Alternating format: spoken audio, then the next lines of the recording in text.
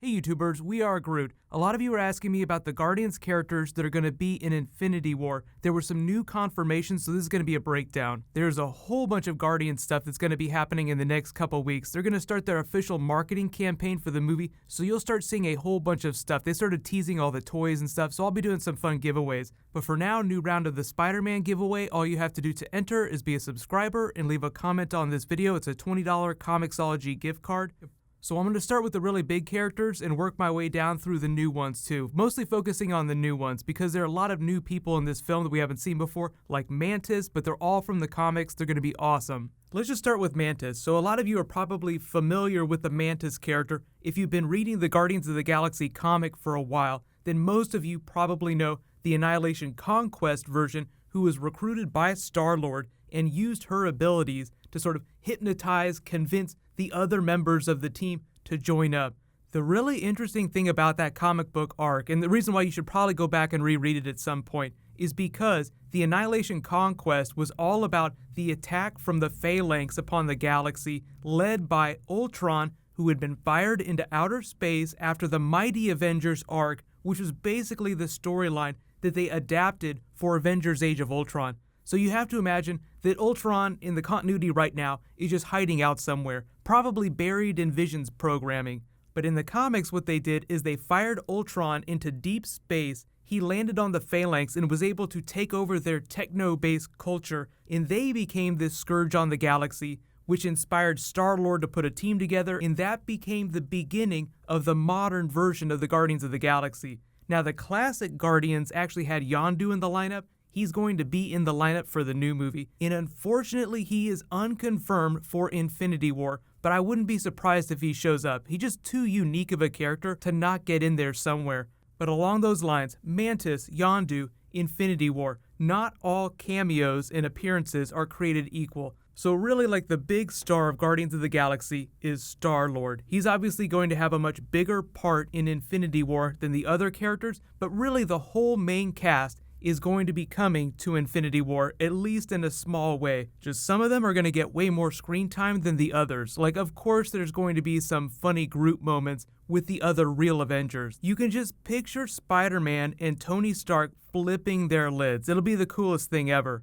But the really cool thing about Mantis is that in the comics, she's actually a really badass fighter. She's almost like Karnak with the way she can sense weaknesses and use those as exploits during fights. So that's how she can fight someone big like Drax. But in the context of the movie, her character is just a little different. So what James Gunn did is he took the more modern version of the character and sort of gave her the look of the classic Mantis and then weaved her backstory in with Star-Lord. So she's like the half-sister of Star-Lord, with Ego the Living Planet. As crazy as all that sounds, she's just as much of a badass as most of the other Avengers characters. There were a couple moments where she faced Thanos clones. People think she's as powerful as Thor, but I feel like they simplify things a little bit for the MCU movies. So Thor is always going to be like the big tough guy, but in the way they play up those funny moments, there's a lot of tough guys on the Guardians. Like Gamora is a tough guy, Drax is a tough guy. There'll be all kinds of badass jokes when they meet up on screen. I know a lot of people are wondering about Nathan Fillion's character. He's playing Simon Williams, aka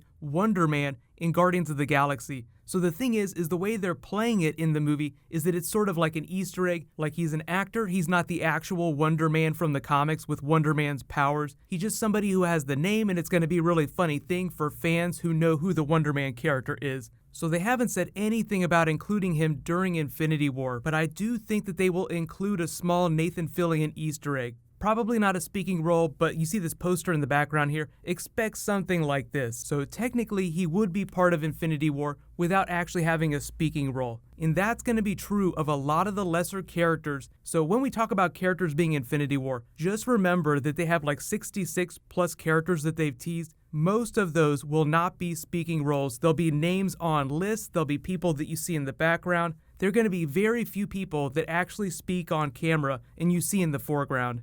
Next big one is Nebula. Karen Gillan actually teased that she was going to be part of Infinity War, but she said it wouldn't be a very big thing. So you just have to remember that she is one of the daughters of Thanos, so that sort of justifies her presence in the film. She's really big in the Guardians movie. She's even going to be traveling with them for a little while. So there'll be a lot of crazy Gamora Nebula sisters stuff going on. So they're going to carry that into Infinity War. But the other big surprise is that Kraglin, Sean Gunn's character, James Gunn's brother, is going to be in Infinity War, which just means that there's going to be Ravagers stuff going on. That almost confirms that they're going to do Yondu, because why would you do a much lesser character from the Ravagers without doing him?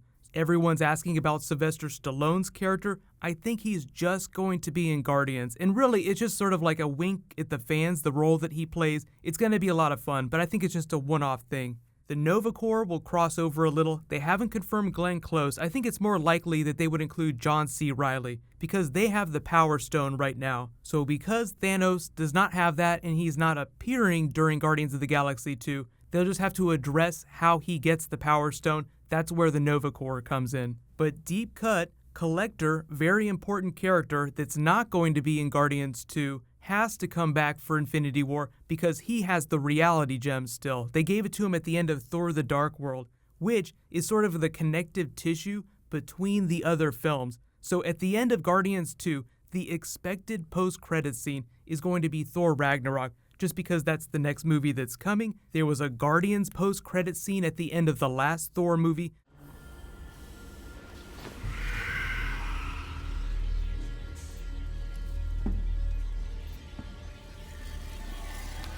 I can assure you, it will be absolutely safe here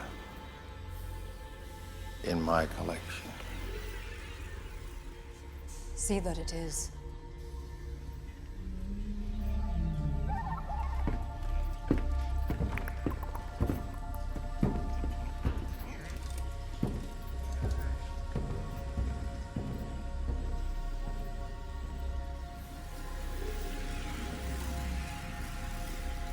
One down,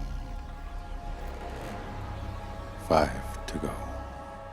So it just makes sense that the two space-based Marvel movies have a little connective tissue between them because they both dealt with really cosmic threats, Infinity Stones, so all that remains is what tees up Thor Ragnarok. We can talk about that after we see Guardians because it's actually coming in a couple months. But the really big character that everyone's talking about that's probably not going to show up during Infinity War is Ego the Living Planet, Kurt Russell's character. He's not expected for Infinity War. Whatever his arc is going to be, it's going to close with Guardians 2. I don't think they'll kill him off, but the way James Gunn said that he's engineered his story is that it's still very self-contained. Like, he doesn't have to connect to the other films. That's really what the post-credit scenes are for. What about the actual crossover? Like, why would the Guardians ever need to meet with the people on Earth?